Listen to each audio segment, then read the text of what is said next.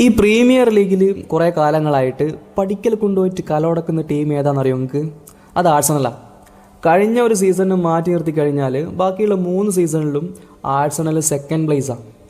Premier ലീഗിൻ്റെ പകുതി വരെ എത്തുമ്പോൾ നമ്മൾ വിചാരിക്കും ആഴ്സണൽ കപ്പടിക്കുന്നു. എന്നിട്ട് അടിക്കാൻ പോകുന്ന ഒന്നുകിൽ സിറ്റിയോ ലിവർപൂളോ ആയിരിക്കും. പക്ഷേ ഈ ഒരു തലവര മാറ്റിക്കൊണ്ട് കഴിഞ്ഞ പ്രീമിയർ ലീഗ് കിരീടം ആഴ്സണൽ നേടിയിരിക്കുകയാണ്. അതുമാത്രമല്ല, കഴിഞ്ഞ ചാമ്പ്യൻസ് ലീഗിലെ റണ്ണേഴ്സ് അപ്പും കൂടിയാണ്. ഈ ഒരു ആഴ്സണൽ ടീം ഈ സീസണിലേക്ക് വേണ്ടിയിട്ട് വലിയൊരു ട്രാൻസ്ഫർ നടത്തുന്നുണ്ട്. ഒഡിഗാർഡും റൈസും അടങ്ങുന്ന ആ ഒരു മിഡ്ഫീൽഡിലേക്ക് വരാൻ പോകുന്നത് ബ്രസീലിയൻ പ്ലെയറായ ബ്രൂണോ ഗെമറസ് ആണ്. ബ്രൂണോ ഗെമറസ് ന്യൂകാസിലിൻ്റെ പ്ലെയറായിരുന്നു. One of the best midfielders at present. നമ്മൾ ബാഴ്സയുടെയും PSG ഒക്കെ മിഡ്ഫീൽഡിന് ഇങ്ങനെ പുകഴ്ത്തി പറയാറുണ്ട്. Pedri, de Jong, then Gavi. ഇനി PSG ആണെങ്കിൽ ഫാബിയൻ റോയ്സ്, വിട്ടിന്യ, നെവസ്. അതുപോലെ തന്നെയുള്ള ഒരു ബെസ്റ്റ് ട്രയോ മിഡ്ഫീൽഡ് നമുക്ക് ആഴ്സണലിലും കാണാൻ കഴിയും.